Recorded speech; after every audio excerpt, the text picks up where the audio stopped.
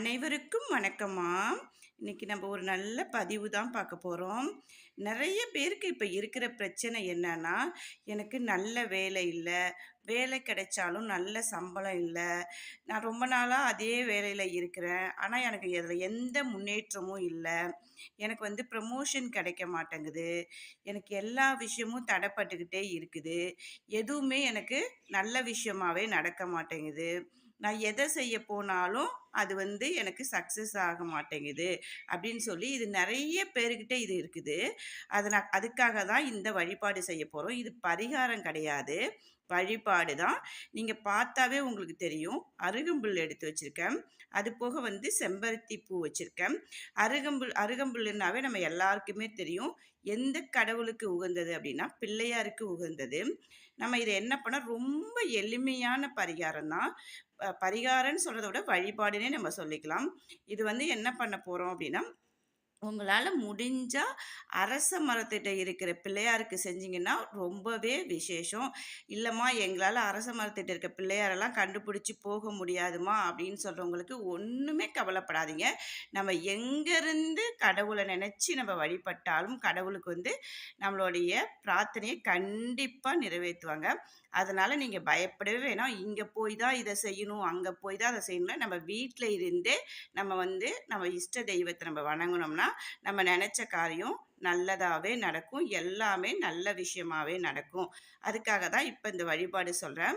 இந்த அருகம்புல்லும் செம்பருத்தி பூவையும் வச்சு தான் நம்ம வழிபாடு பார்க்க போகிறோம். அருகம்புல் உங்களுக்கு கிடைச்சிது அப்படின்னு சொன்னீங்கன்னா, நீங்கள் அருகம்புல் மாலையாக உங்களுக்கு கட்ட தெரியும் அப்படின்னீங்கன்னா அருகம்புல் மாலையை கட்டிக்கங்க. இல்லை எங்களுக்கு கட்ட தெரியாதுமானா நீங்கள் பூக்கடையில் சொன்னாவே அவங்க அழகாக அருகம்புல் மாலை கட்டி தருவாங்க.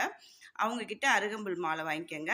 அதாவது செவ்வாய்க்கிழமை அன்னைக்கு நீங்கள் போய் அதை அரச மரத்திட்ட இருக்க பிள்ளையாருக்கு இந்த அருகம்புல் மாலையை போட்டுட்டு, ஒன்றும் பெருசாக வேணாம், நீங்கள் ஒரு குடம் தண்ணி மட்டும் உங்களால் அங்கே பக்கத்தில் இருந்து எடுக்க முடிஞ்சால் எடுத்துகிட்டு போங்க. அப்படி இல்லைம்மா எங்களுக்கு அதெல்லாம் வசதி இல்லைன்னா ஒன்றுமே பிரச்சனை இல்லை. வீட்டில் இருந்து கொஞ்சமாக உங்களால் முடிஞ்ச அளவுக்கு ஒரு பாத்திரத்தில் தண்ணி எடுத்துகிட்டு போய் தண்ணியை நம்ம விநாயகருக்கு அப்படியே மேலே அபிஷேகம் பண்ணிவிட்டு, இந்த அருகம்புல் மாலையை சந்தனம் குங்குமம் எல்லாம் வச்சுட்டு அருகம்புல் மாலையை விநாயகருக்கு சாத்திட்டு, இந்த செம்பருத்தி பூ உங்களுக்கு எத்தனை பூ கிடைச்சாலும், 1 கிடைச்சாலும் 2 கிடைச்சாலும் எத்தனை கிடைச்சாலுமே நீங்கள் விநாயகருக்கு வச்சுட்டு உங்களுடைய வேண்டுதல் என்ன அப்படிங்கிறத நீங்கள் வேண்டிக்கிட்டு வரும்போது இத்தனை வாரம்லாம் கணக்கு கிடையாது. உங்களுடைய வேண்டுதல் நிறைவேற வரைக்குமே நீங்கள் செஞ்சுக்கிட்டே இருக்கலாம். அது தவறேதும் கிடையாது. அதாவது இத்தனை வாரம் தான் செய்யணும், ஒரு வாரம் செய்ய முடியலன்னா அதை பற்றி கவலையே படாதீங்க. உங்களால் எப்போ முடியுதோ அப்போ போய் நீங்கள் செஞ்சுக்கிட்டே வரலாம்.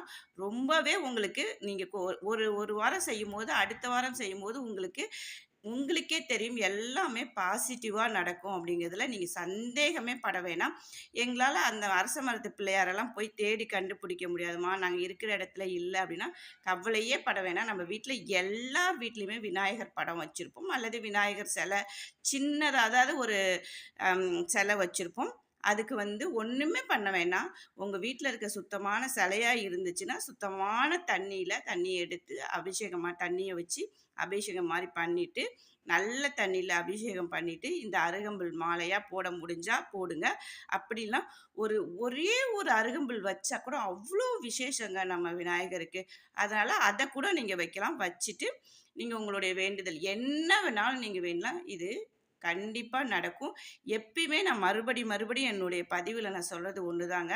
நம்ம செய்கிறப்ப இந்த விஷயம் நடக்கும் நடக்காது அப்படின்னு நீங்கள் நடக்குமா நடக்காதான்னு சந்தேகத்தோடு எந்த விஷயத்தை நம்ம செஞ்சாலுமே அது நமக்கு சக்ஸஸ் ஆகாதுங்க. நடந்துருச்சு, நான் நல்லபடியாக வேலைக்கு போயிட்டேன், நல்ல சம்பளம் வந்துருச்சு, எனக்கு கடவுள் எனக்கு அருள் புரிஞ்சிட்டாரு, கடவுளுடைய அனுக்கிரகம் எனக்கு இருந்துக்கிட்டே இருக்கும் எப்பயுமே அப்படின்னு நீங்கள் நினச்சிங்கனாவே உங்களுடைய விஷயங்கள் எல்லாமே பாசிட்டிவாக இருக்கும். நீங்கள் நினச்சது எல்லாமே நடந்துக்கிட்டே இருக்கும். இதை மட்டும் நீங்கள் கண்டிப்பாக செஞ்சுக்கிட்டே வாங்க. உங்களுக்கே தெரியும், நீங்களே சொல்லுவீங்க, ஆமாம் இது நிஜமாலுமே நமக்கு பாசிட்டிவாக இருக்குது அப்படின்னு சொல்லி. ஏன்னா நம்ம முழு முதற் கடவுள் ஃபஸ்ட்டு வணங்குற கடவுள் எது அப்படின்னு சொல்லி பார்த்தோம்னா நம்ம விநாயகரை தான் வணங்கிட்டு எது வேணாலும் செய்வோம். இப்போ ஏதாவது ஒரு நோட்டில் எழுதுனாலும் ஃபஸ்ட்டு பிள்ளையார் சொல்லி போட்டு தானே எழுதுகிறோம். அதே போல் தான் நம்ம எந்த விஷயம் செய்ய போனாலும் பிள்ளையார வணங்கிட்டு நம்ம செஞ்சோம்னா, அவ்ளோ விசேஷங்க. எல்லாமே நல்லதாவே நடக்கும். இதே மாரி நீங்களும் செஞ்சு எல்லா வளமும், நலமும் பெற்று வாழ்க வளமுடன்.